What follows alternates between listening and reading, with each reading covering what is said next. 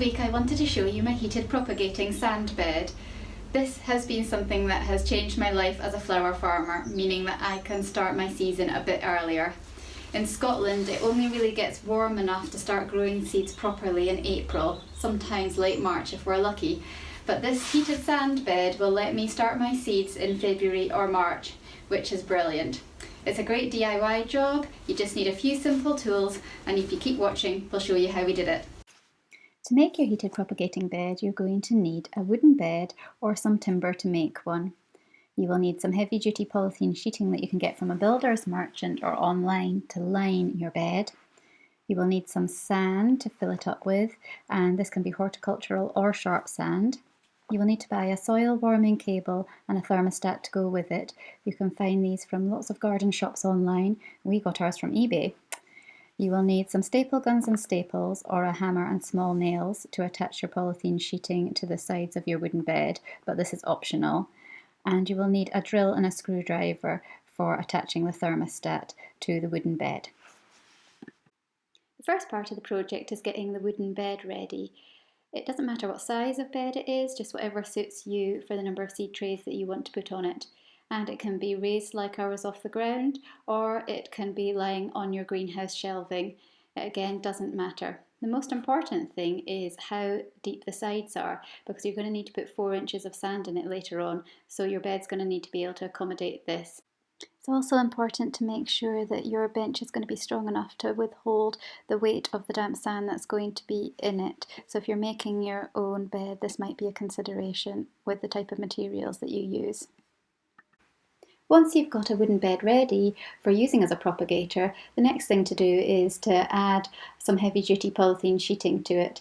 And we just do that so that we can keep the damp sand away from the wood and protect it a bit.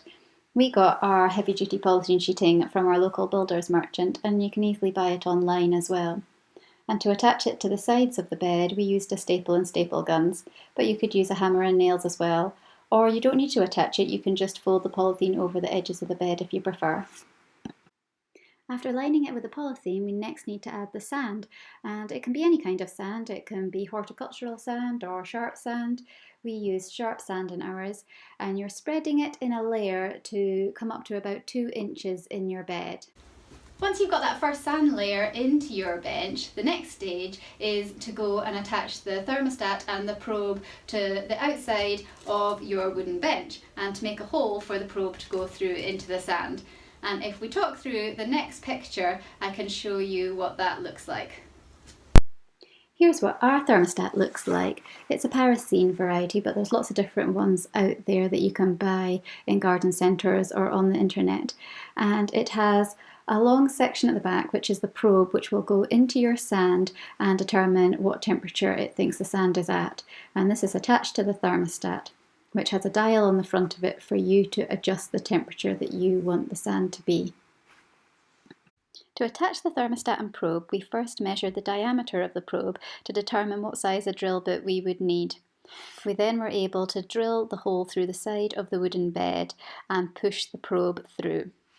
To screw on the thermostat box, we unscrew the facing screws at the front, and then that gave us access to the back where there are 4 holes, and you can put screws through them into your wooden bed to hold it on, and then screw the facing back on the front again. The next job after fitting your thermostat is going to be laying out your soil warming cables on that top layer of sand that you've made. And our soil warming cable is a 6-metre cable which fits our bed nicely. They come in all sorts of different lengths, so you just need to find one that's going to fit the size of bed that you're making. The final thing to make your heated propagator bed is to add that final layer of sand on top of the soil warming cables that you've just put down. You need to put on about 2 inches of sand here just to make sure that the cables are all covered up nicely. The last thing that we need to do before switching our thermostat on and getting our seed trays onto our new bed is to give it a thorough soaking with some water, and this will just help the heat transmit more evenly across the bed and be far more effective than if it was dry. When you finish making your heated propagating bed, the last thing you're going to need to do is to water the sand thoroughly. Give it a thorough soaking all over, and then you will be ready to put your seed trays on it. Your new heated propagating bench is ready for its first seed trays now. When you put your seed trays on it, you can set your thermostat to the temperature that you would like your seeds to be germinating at, which is great. You can control that really well, and quite often on the seed packets it tells you what temperature to grow your seeds at.